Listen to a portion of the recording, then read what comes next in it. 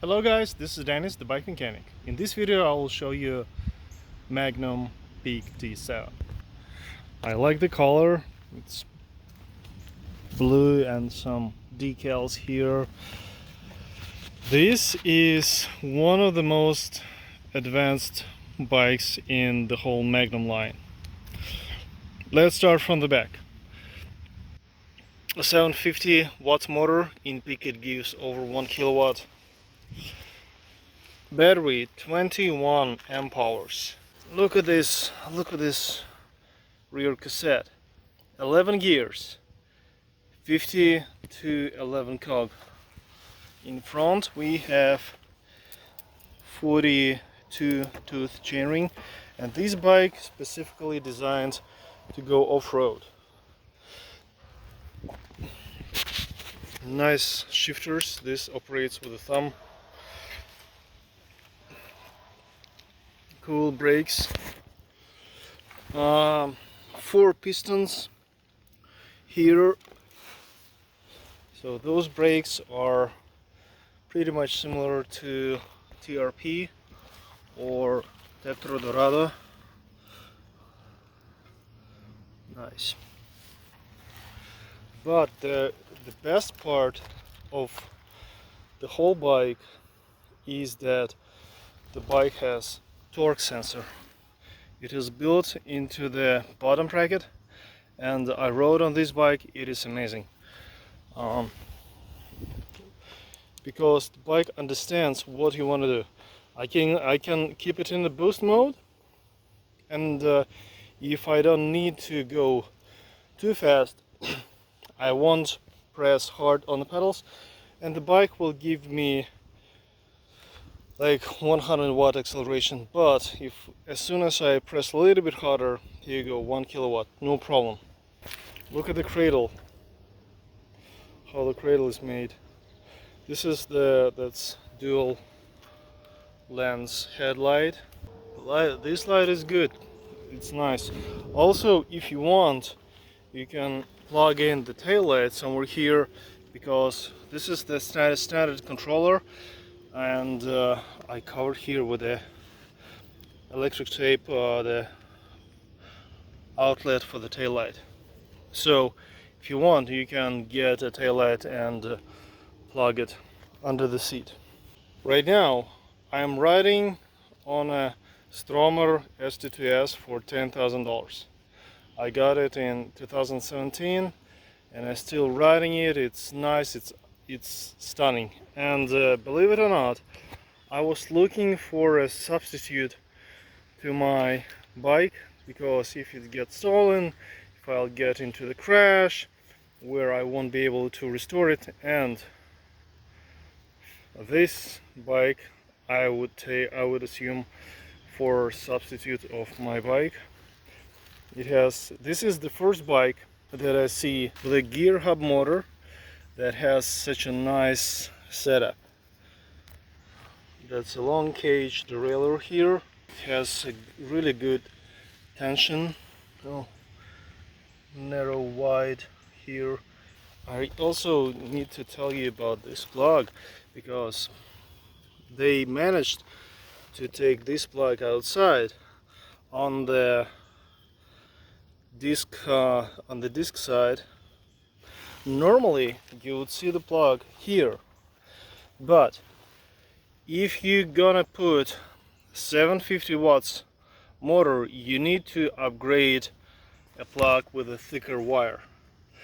Some bike manufacturers put skinny plug for 500 watts from here and pretend that the bike will be going 750 watts.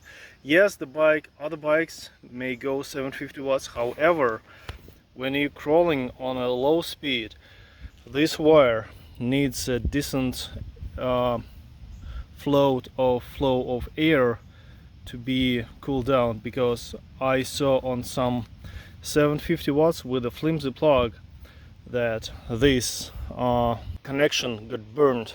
Let's go and have some fun in the woods. It's a nice area here. Okay, this is the challenging hill that I normally take all my extreme bikes that I test ride. And okay, let's go and see how this bike will do this hill climb.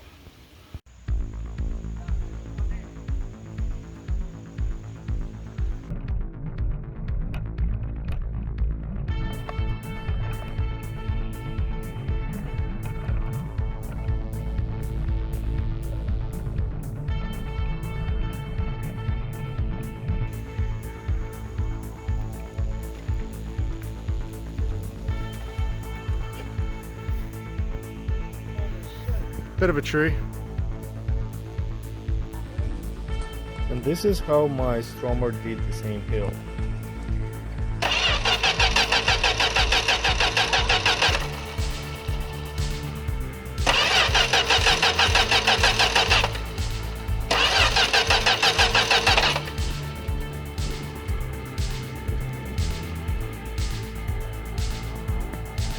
So a few words about the overall feelings riding on this bike. Because of the torque sensor, the bike is reading what I need every single moment, and therefore the riding on this bike feels very natural, unlike the cadence sensor, where you just simply assign the level of assistance and the bike will give you the amount of assist that you need, no matter what.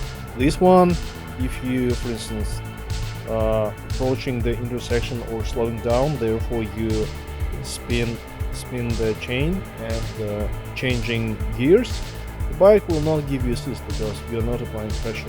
But once you're going uphill, bike will give you 1 kilowatt power right away.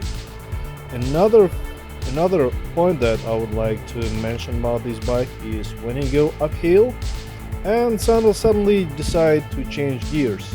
I did not fear to switch gears under load, as I would be afraid switch gears with the mid-drive, because on the mid-drive it's I had a few cases and I know that a lot of people would damage the drivetrain when they, under a heavy load going uphill, decide to shift from third into the second gear, and at that point it could happen that the chain will damage. This will unlikely happen with this bike because the drivetrain is literally detached from the motor.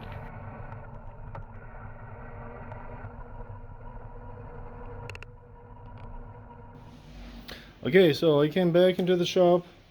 Honestly, I really appreciate the job that Magnum did with this bike.